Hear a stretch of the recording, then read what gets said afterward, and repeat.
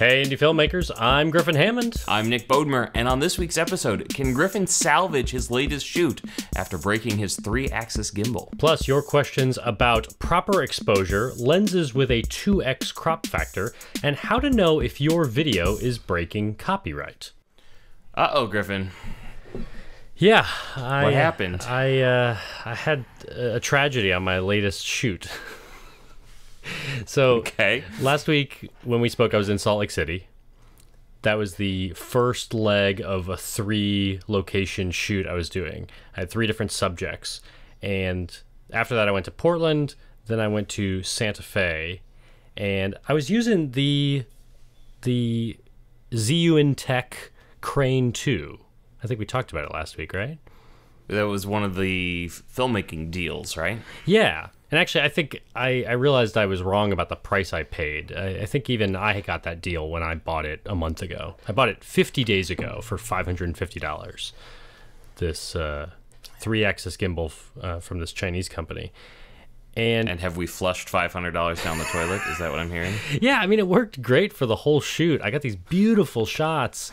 I mean, everything works so perfectly. It's better than a glide cam, the weight-based gimbal system, because the electronic part just like does all the work, all the balancing work for you. If you get it close to balanced, the electronic part does the rest. So I was just getting these gorgeous shots.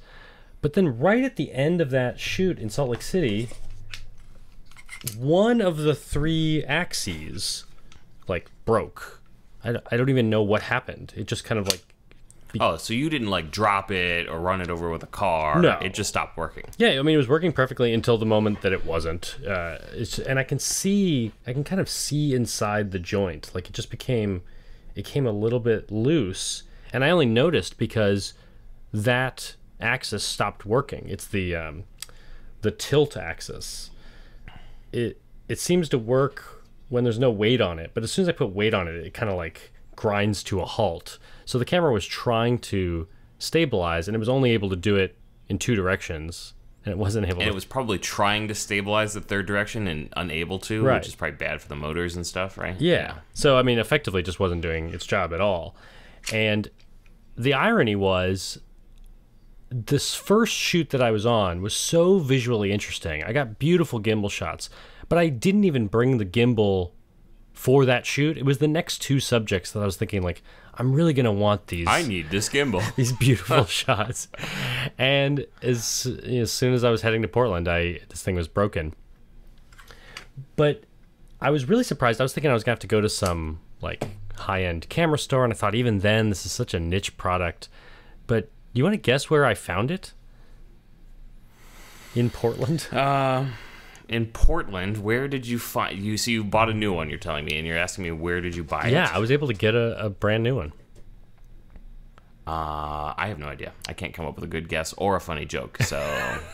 Best Buy had it. Let's just have you tell me. No way. This exact one?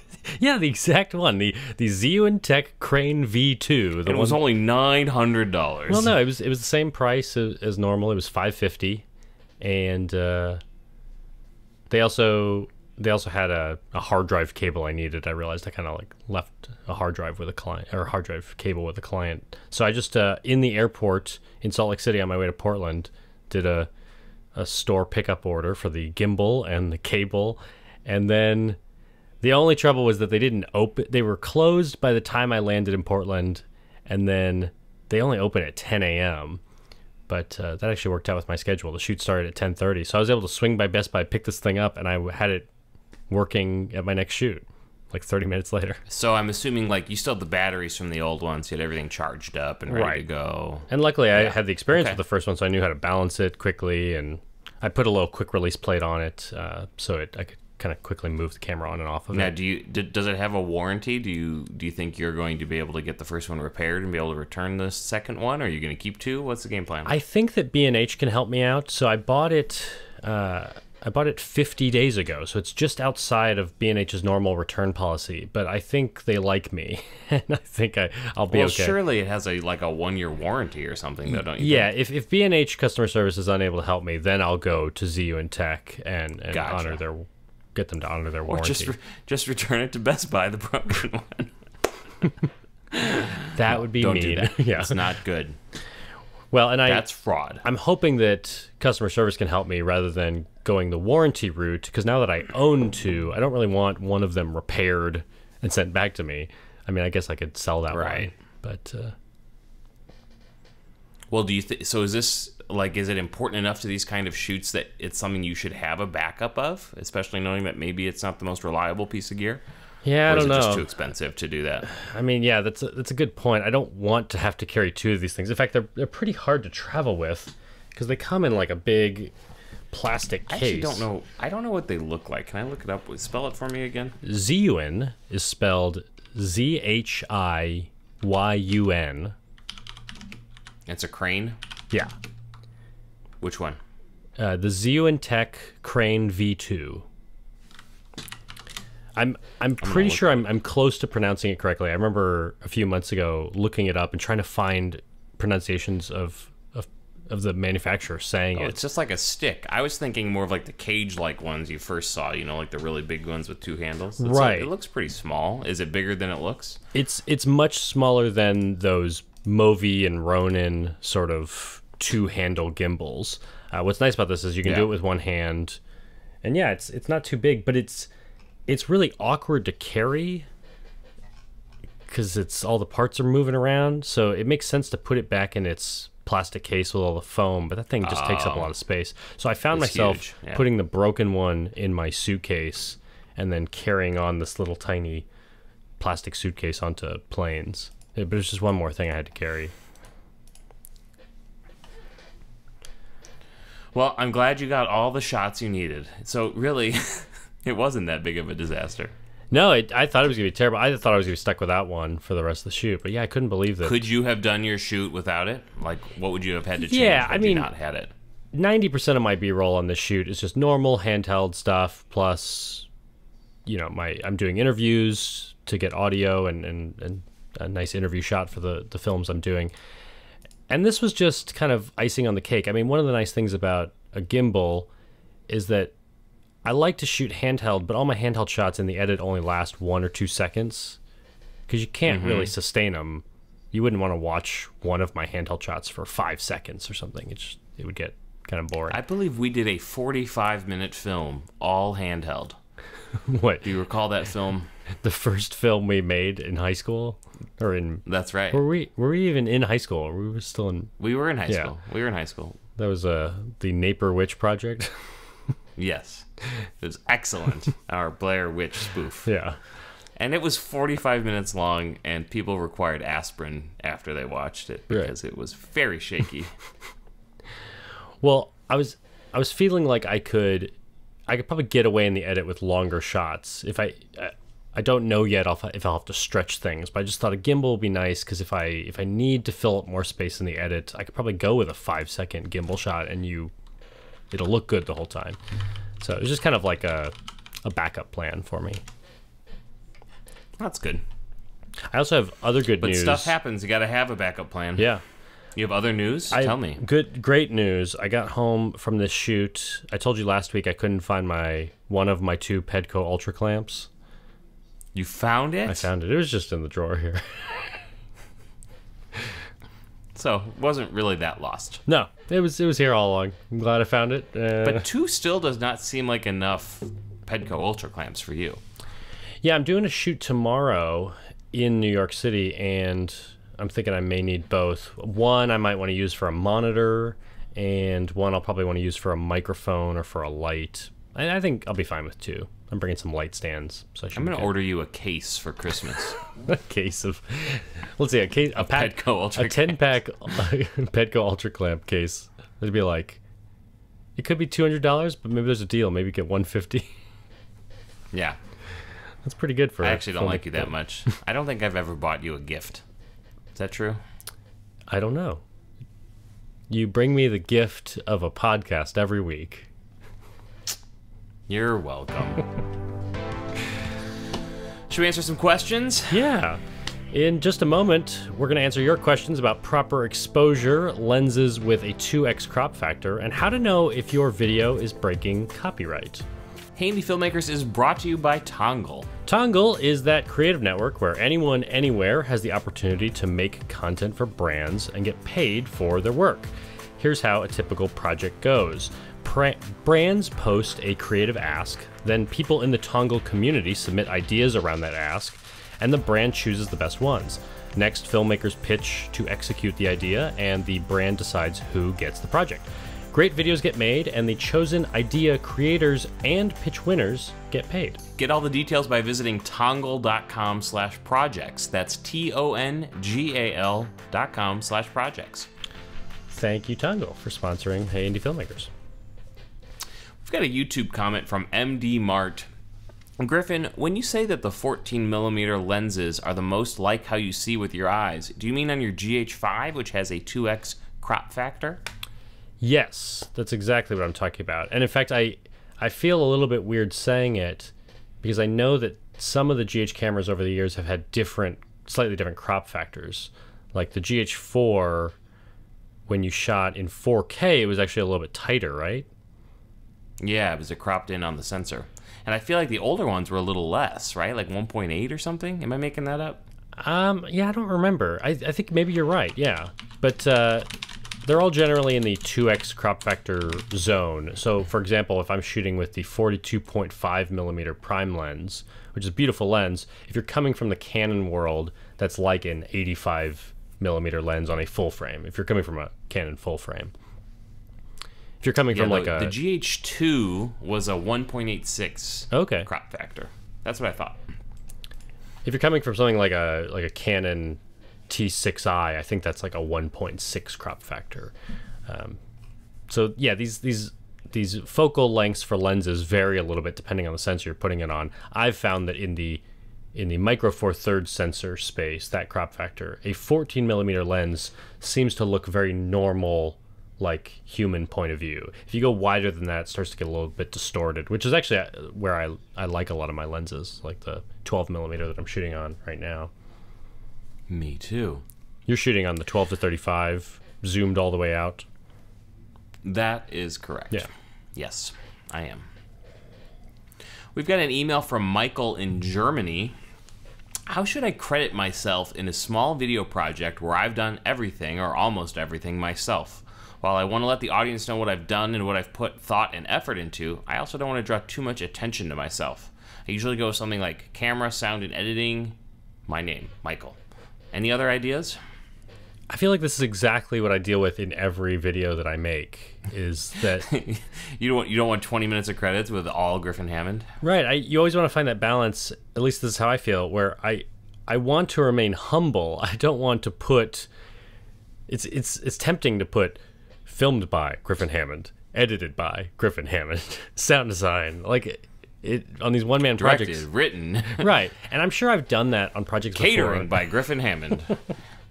But it feels strange. But I also do want to get full credit for what I've done. Like sometimes if I just say directed by, if people know the traditional role of a director, they know that doesn't mean I'm editing. It doesn't mean I'm shooting.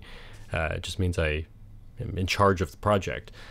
So I guess I do want to get full credit. So what do you ever have to credit yourself, Nick? I guess, my most popular video, the hard drive shucking video, I don't think I put any credits, but it's on my YouTube channel, right? And it's just me talking, so right. I'm not real worried about it. I kind of like what I think I've seen you and a lot of people do on a lot of their YouTube videos, which is like a Griffin Hammond film or a film by Griffin Hammond, and it's basically saying, I made this whole thing. Right. And I think in the world we live in now where everything's on YouTube and it is small, I think people understand what that means when they don't need to see directed and edited and all of that. Right. When you can just say something like a Griffin Hammond film, and they know exactly what's going on there. So that's how I would go with it. Yeah, that's worked for me. I guess it depends a little bit on your format of where you're deploying it too, though. If it's at a film festival or something, maybe you do want to list things out a little more. I'm not really sure. Well, for Hand Cut, for example, which did go to film festivals, and I wanted to make sure that I got credit. I think I ended with a credit that said a Griffin Hammond film. And I actually started the credits, and it says, I think it just says produced by Griffin Hammond. But it's the first credit and you don't see any directing credit or editing credit. So I'm hoping it's pretty clear what that means to people. I mean, I'm not just a producer, but I think that verb can get a lot of that across. Okay. Yeah. But it's good that you're thinking about that, because I think if you're talking about credits, you are thinking about your audience. You care about your audience. You want to make sure they understand what's going on, and you also don't want to take up too much of their time or sound braggy. That's good. It's a good thought process to be in. And I'm curious what Sriracha does, like on IMDb. So let's take a look. Well, the first credit at the end of Sriracha is directed by Griffin Hammond. And then I don't think I ever give myself credit for shooting or editing, but there's little cues. Like, I think maybe your credit, Nick, is like camera assistant. Additional photography. Okay. So it kind of, and if that's the first shooting credit you see, hopefully you kind of think, oh, well, if he only provided additional photography, who provided the other photography? The main photography. Yeah. And I don't think there's an editing credit. I think there's an assistant editor credit. So that kind of thing, that's the kind of thought process I was going through. Yeah, let's just run through. So, writing credits, directed by Griffin Hammond, written by Griffin Hammond, and I'm going by IMDb here. Music by Roy Magnuson, film editing by Griffin Hammond, camera and electrical department, Nick Bodmer, additional photography. I'm the whole department. So those credits Skylar, are different than what actually appears in the film. Like, I think, on IMDb, I guess, or probably some film festivals wanted to know who's the editor. And so that information had to get plugged in, but I don't think I have like an editing credit. Is this stuff you just filled out yourself? Yeah. For IMDb? Yeah, I didn't fill it out on IMDb. I think I filled it out through Without a Box for film festivals. And when you do that, that's owned by it goes up there. IMDb, yeah. Did you know I'm known for Sriracha when you go to my IMDb page? That's probably your only IMDb project? It is my only IMDb credit. It may be my only one as well. IMDb credits? Let's see. You are known for Sriracha and Pontiac's Rebellion. Oh, Pontiac's Rebellion, yeah. That was a film that I edited with a friend of mine, Brian Say. He shot it.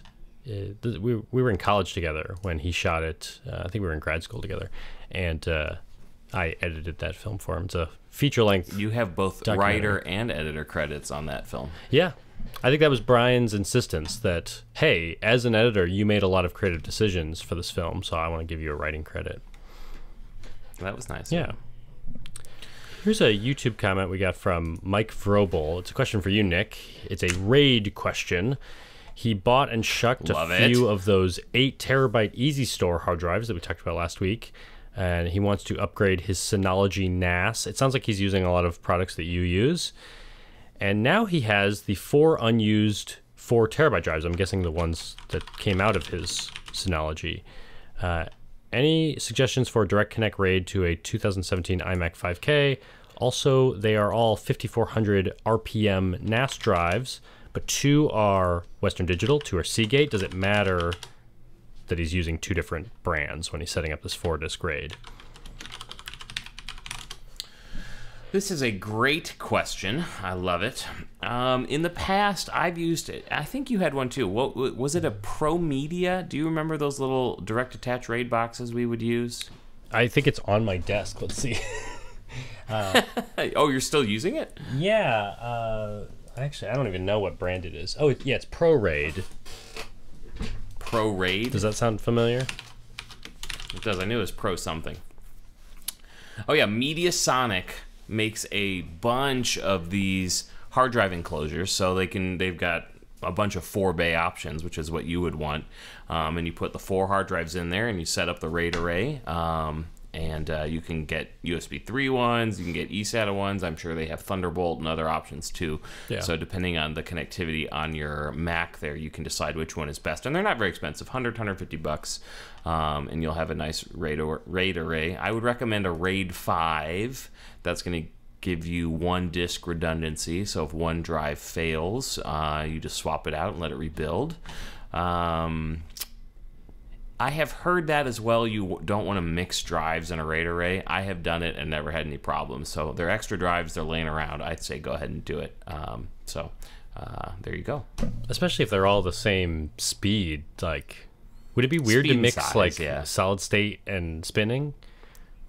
Yeah, that's going to be weird. I mean, it's going to be lowest common denominator on speed, right? Yeah. And there are different discs, depending on how many platters they have and things like that, can respond differently. So it is going to maybe screw with performance a little bit, but not enough that I'd be worried about it. And, you're just probably looking for a real big container for files. So that's what I would get. I seem to remember, well, you always see this company called Drobo or Drobos at... Drobo, yeah. It's just Drobo. They're at a lot of trade shows for filmmaking because people are using those kinds of things for backing up footage. And I think those come with the drives because the price tag is like $1,000 or $1,500. And I remember when we bought ours, or when I bought mine, it was just, let's find this enclosure and do it ourselves for much cheaper. Yeah, I've actually heard very mixed things about Drobo. Probably not the way I would go. Yeah. Here's an email that I got from Austin. This is an interesting email. He's saying that on a few different occasions, people have come to him wanting to make something like a drunk history video. What does that show? Is that on like Comedy Central? Yeah, exactly. And they want to use the same title. They want to do history. I guess they want to get people drunk and do the same thing. So he's wondering, is it okay to do that? He feels weird about it for copyright reasons. Is it legal? Is it moral? And is there a way to do it? I don't know. Is there a way to do it and be okay? I mean, I think yes, don't you? I mean, it sounds like parody, or even, you can't steal their graphics or their music, but I think you can do something in that style, no problem, as long as it's your own original creation. Yeah, I think when I hear copyright, I'm thinking, what intellectual property of theirs are you taking? And yeah, if you are stealing their graphics, then you are taking a creative work of theirs, and that's a problem. So you don't want to use their logo, you don't want to use their graphics. But it's hard to copyright. I don't think you can really copyright a genre or an idea. Like, once someone invents the idea of getting drunk and talking about history, if you're not calling it drunk history, I think you can do the same thing. Now, to the question of, I agree, is it moral? Yeah, I mean, I think your audience may recognize, I think you want to do something to differentiate yourself, just because you don't want your audience to attack you and say, what are you doing? You're just stealing this other person's great idea. So you have to find some way to make it your own. What's the quote, good artists copy, great artists steal? That's a quote, right? Did I make that up? No, that sounds like a thing. Who said it? Let's find out.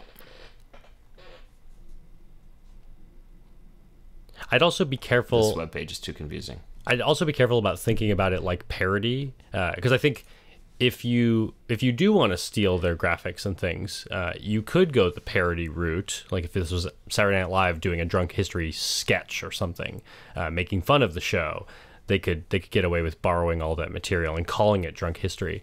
But parody, to be clear, has to be making a comment about the work that it's stealing. So you'd have to be making Not a just video. a funny video. Right. It needs to be critiquing or commenting on the show Drunk History in some way. It can't just be, oh, we're borrowing that idea and I mean, people do that all the time. They call it parody and then they're making fun of Donald Trump or something. It's like, well, you can't steal Drunk History's intellectual property to make fun of Donald Trump. You can steal Drunk History's intellectual property and make fun of them. Yeah. But yeah, I think you could get away with making that style of video. Just find a way to make it unique, I guess. We've got a YouTube comment from Goat Cheese for Me. And can we just stop right there? I really like goat cheese on pizza. How do you feel about goat cheese on pizza, Griffin? Goat cheese is wonderful. And I bet Goat Cheese for Me would agree. A good friend of ours, who shall remain nameless, introduced me to a pizza that was a white pizza with goat cheese and bacon and basil and chicken, and it was really wonderful. So try that out, everybody. This part of the podcast brought to you by Goat Cheese on Pizza. Goat Cheese for Me says, hey guys, have you ever been in a situation where you make a video, it got popular, and you had to go back and change things for legal reasons? That's a bad place to be, because on YouTube you can't really like replace a video. So you've gotten all your views and now you have to go make a change and you have to re-upload it. I'm sure that kind of thing has happened to me. He gives some examples. He says maybe you've got talent and you're telling them, hey, we're just doing this small YouTube video, and then it becomes a hit, and you know other national outlets want to use it, and maybe your talent is apprehensive about it going so far and wide. What do you do here, Griffin? I feel like, luckily, I haven't had to deal with a major problem like this. I guess I generally ran into this kind of thing with wedding films, because I'm making them for a client, for a small audience. But then occasionally I'd be really proud of the work I made, and maybe I wanted to share it with the indie mogul audience or something. And so I would ask the customer if they were okay with that. Most of them were like, yeah, that'd be great to get 5 or 10 or 15,000 views on my wedding video. I think luckily most of the client videos I've done, I'm running rough drafts by them, and they'll find legal problems and we need to blur something out. I mean, I guess I'm looking for that stuff in advance so that we're not going to have to deal with it. I'm trying to think of an example though where my talent was apprehensive about that kind of thing. Yeah, I mean, to me, I think, you know, if you're making something, I mean, I think we all make stuff because we hope people see it, right? So I would go in with making sure everything you're doing it's ready to go viral on YouTube. You know, you hate to be, like you said, if you have to take the video down on YouTube, you can't just replace the video file with something with some changes. You got to delete the video and it's a whole new link. That means all the links to it that, you know, people were linking to are null and void, and you know, it's definitely going to hurt your popularity. So yeah, I think start from the beginning, you know, with talent releases, telling your talent, hey, you know, this is going on YouTube. Who knows what happens from there, and making sure that you've got the correct you know, talent releases for that, and just setting expectations up front. You know, hopefully they're okay when this happens because you've talked about it could happen. Yeah, exactly. But he also poses the idea of, what if you make a video that, let's say it has license-free music and you're only allowed to use it for non-commercial reasons, but then someone comes along and says, hey, I'll buy this from you, or you want to monetize it on YouTube. I think you just can't. If you want to follow that license. If it's something like music, maybe you can sell them a re-edited version with, you know, a licensed song where you know, a new song that you can use commercially, or maybe you go back to the person you licensed for non-commercial use, and maybe you say, hey, somebody wants to buy this, you know, what would be an appropriate fee to get me a commercial license for this music? You know, you could go back after the fact and see if you could get that license. Yeah, to the person that wants to buy the film, just let them know, hey, I haven't cleared everything, but I'll run this past the music copyright holder, and we'll see what they think and how much it's going to cost.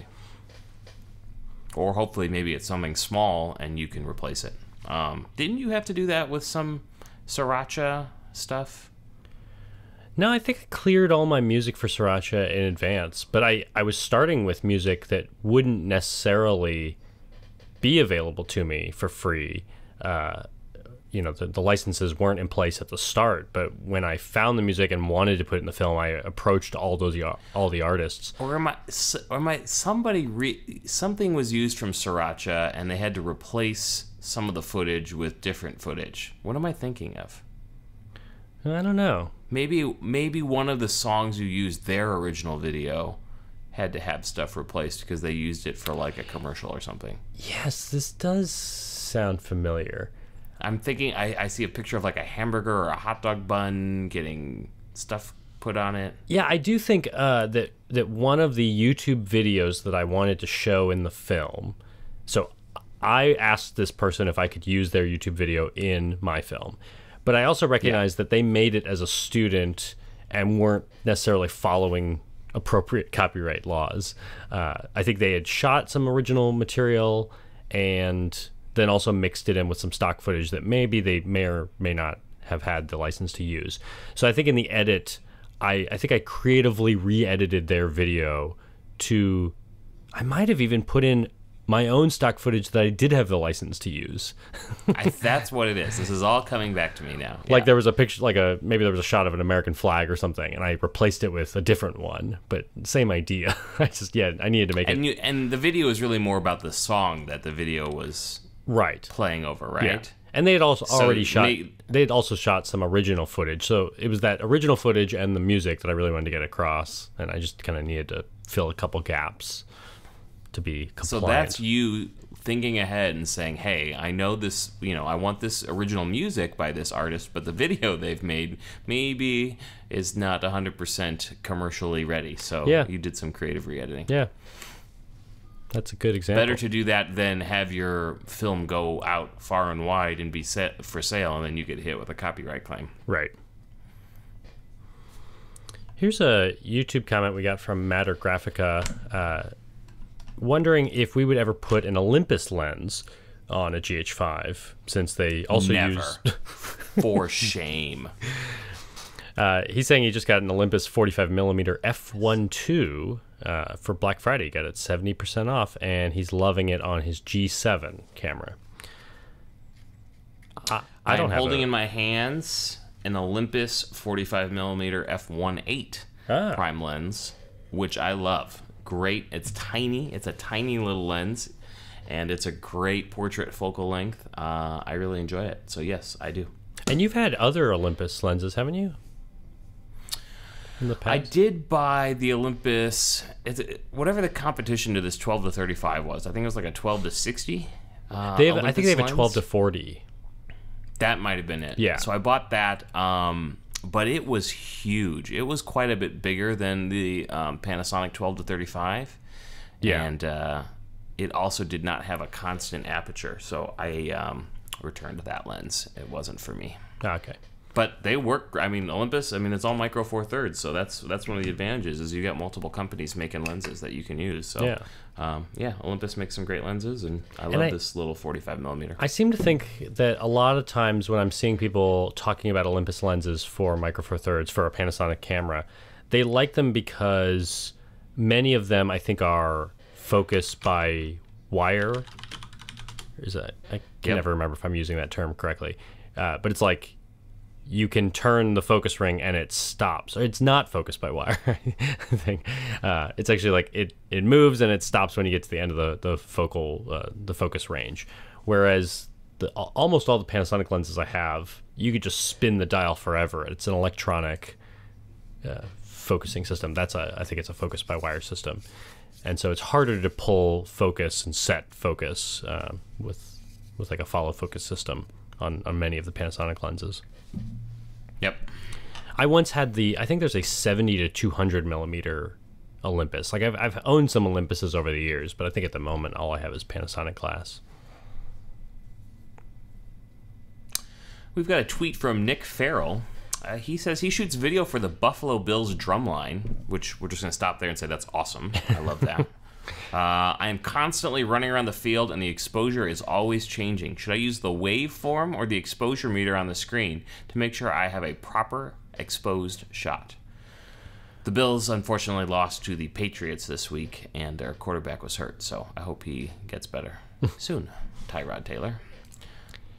So I imagine you and I probably expose the same way. I don't use the waveform I suppose your camera doesn't have a waveform. The GH5 can do waveform for users that want that, but it takes up a lot of screen space. Which I think we talked about that a couple episodes ago, the difference between histogram and waveform. Yeah, you get a little bit more information from a waveform, but I find that I don't really need that extra information. I just need the exposure meter on the screen that Nick mentions, and that doesn't tell you a lot. It just kind of tells you on average how bright or dark is your shot.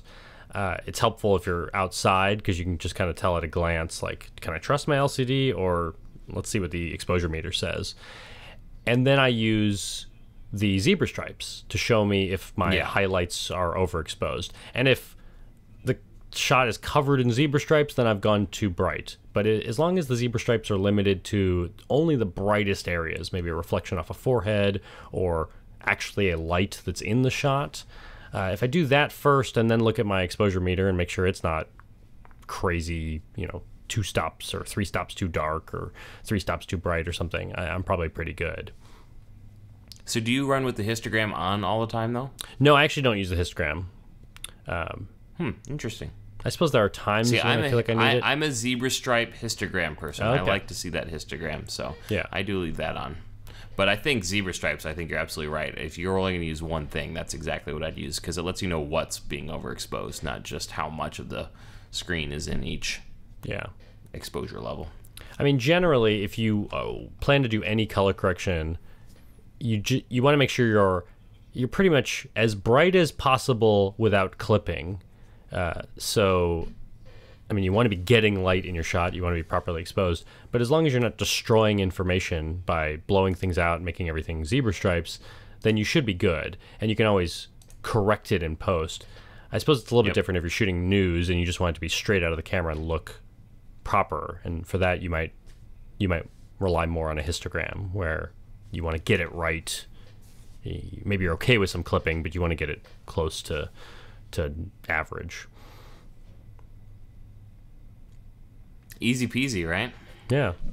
I do find that exposing outside is a little bit more difficult because it's harder to see your screen. So sometimes having things like waveforms or histogram may make it more obvious what's going on. I can imagine on a football field it's even tougher, as there's a lot of different shadows and changing light and moving from one side of the field to the other. So I'm assuming it's a difficult environment. Yeah. So hats off to you, Nick Farrell. Yeah. Yeah, good job. I'm sure that's not easy filming a drum line. A lot of activity happening. And I love a good drum line, don't you? Oh yeah. I could enjoy that job. I wonder if he's meant Nick Cannon. All those Nicks that do drumline related work, they all get together every week. You could get in on that if you just... I could get in on that. Yeah, exactly. That's it. Yeah. We did it. Good job. Good job to us. No. Good job to you, sir. Really tremendous work. I feel like you had more energy, like you took a nap before this podcast. I did. Actually, I don't know what that did to my energy, if it made me more lethargic or... but yeah, it's late here in New York when we're recording this, and I thought I would get some sleep in. Smart. Very smart. All right, my friend, we will talk to you next week. Yeah, I'll see you again soon. Talk to you later. Bye, everyone. My setup is kind of back to how it used to be, which maybe isn't quite as good, but oh well. What do you mean by used to be? Like I don't have the big monitor in the frame anymore. Okay. Okay, you ready? I'm ready. All right.